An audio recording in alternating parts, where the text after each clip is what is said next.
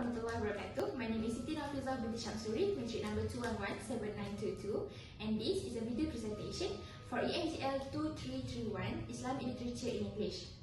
Today, I will present on the author Katherine Bullock, which is the book titled Rethinking Muslim Women. So the book that has been chosen to be presented today is titled Rethinking Muslim Women and the Veil, Challenging Historical and Modern Stereotypes, that is written by Katherine Bullock. So in this book, it examines the Western perception of the veil and Muslim women's agency. On top of that, it also discusses about the concepts of Islam, modernity, and the experiences of Muslim women in the West. First and foremost, it is best for us to know the author first.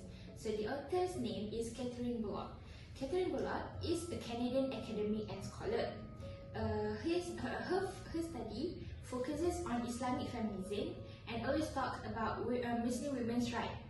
She has a PhD in political science from the University of Toronto. What is the most interesting thing about Katherine Bullock is actually she was a Christian and she converted to Islam in the 1990s.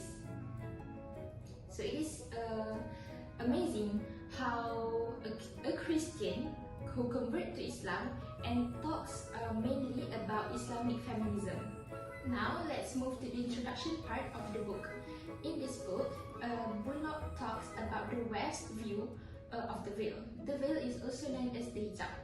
So the West view the veil as a symbol of patriarchal oppression towards Muslim women. However, Muslim women who wear the veil or hijab may see it as an expression of personal identity, faith, and empowerment. The first important point that can be seen in this book is the veil and feminist approach. First is, veil can be used as strength and not suppression. However, the Western belief that the veil is fundamentally oppressive symbol for Muslim women. Meanwhile, Bullock believes that the veil can instead stand for empowerment and agency, giving women a way to express themselves and rebel against Western or patriarchal norms. Second is feminist analysis of the veil in the West. Western feminists see the veil as a representation of patriarchal oppression alone. So this criticism frequently ignores the varied motivations behind Muslim women's decision to wear the veil. So in this section, we can see that the Western feminists always think the veil is a symbol of oppression towards Muslim women in the West. Moving on to the next important section of the book is the veil, Islam, and the West. First, Bullock talks about the Western views of Islam and the veil. So the Western world frequently perceives Islam as oppressive and monolithic, especially when it comes to customs like the veil. Western discourses frequently oversimplify the diversity within Muslim communities and portray Islam as fundamentally oppressive to women. Next is the veil as a political symbol. It can be noted that in the West, the veil is commonly used by Western political figures and media to represent the oppression of Muslim women and to portray it as a barrier to liberation and modernization. So in doing so, the veil's religious and cultural significance for many Muslim women is frequently overlooked and is portrayed as a barrier to the Western values of freedom, equality, and individualism. So it can be concluded that the veil is used as a political symbol, which the West thought that it is a barrier to the Muslim women's freedom, equality, and individualism. Moving on, let's talk about the Muslims in the West. We all know that Islamophobia is not a common thing anymore in the West nowadays. So Muslim women who wear veil are always discriminated. So the discrimination Muslim women experience has increased due to the rise of Islamophobia in the West. Apart from that, Muslim women also faces the cultural and religious tensions. This is because the expectations of their society and the cultural and religious customs frequently put Muslim women in the West in a difficult situation. Now, let's talk about the hijab in the colonial era. So in this chapter, Bullock talks about the background of the veil, which is the hijab, during the colonial era, with an emphasis on how colonial powers like the British and the France influenced Muslim women's attire and religious customs. First, Bullock talks about the harem and colonial control. So what is a harem?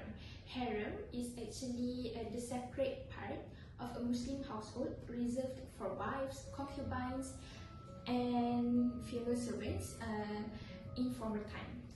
So the West thought that the harem is a symbol of oppression. So Western colonies, which is the British and the France, saw the harem as a representation of the oppressive, patriarchal character of Muslim societies during the colonial era.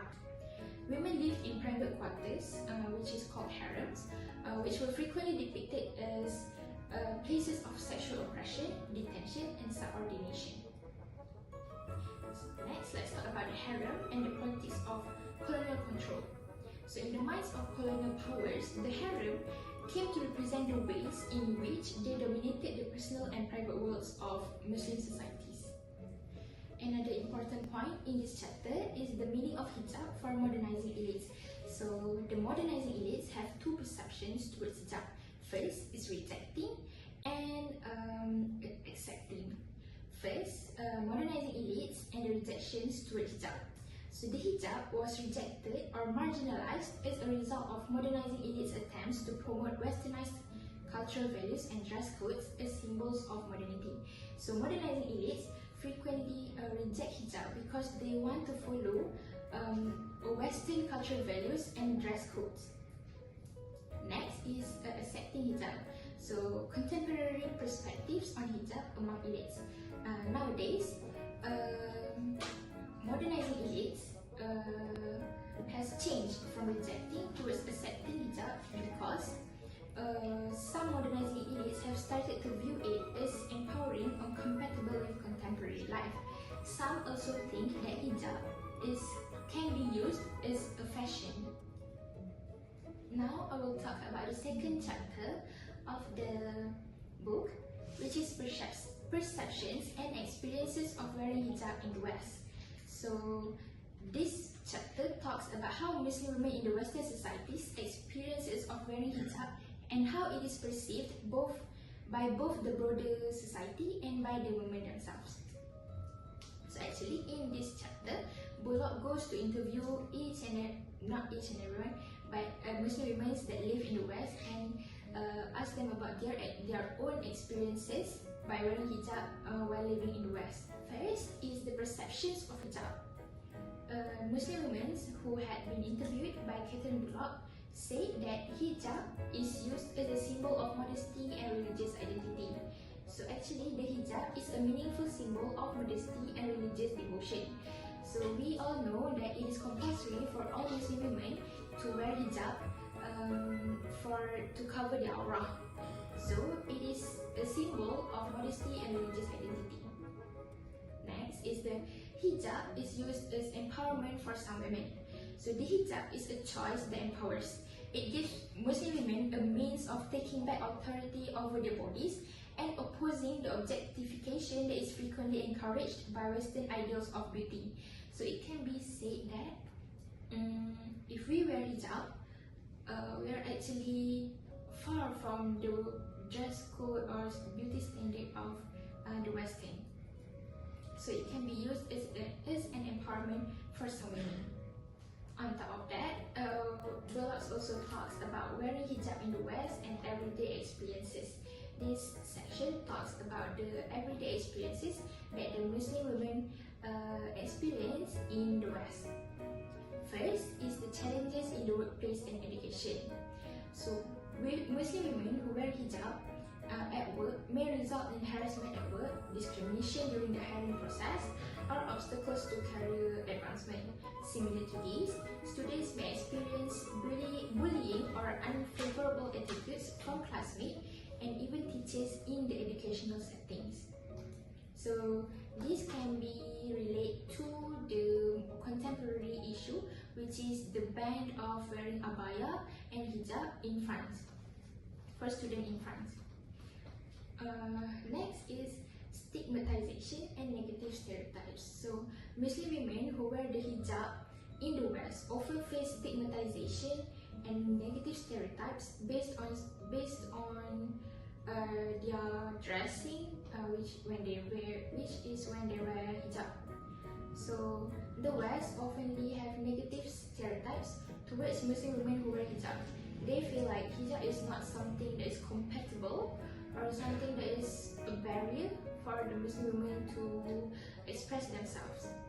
To conclude my part for the presentation today, we can know that the West often misinterpreted the veil and often oppressed Muslim women.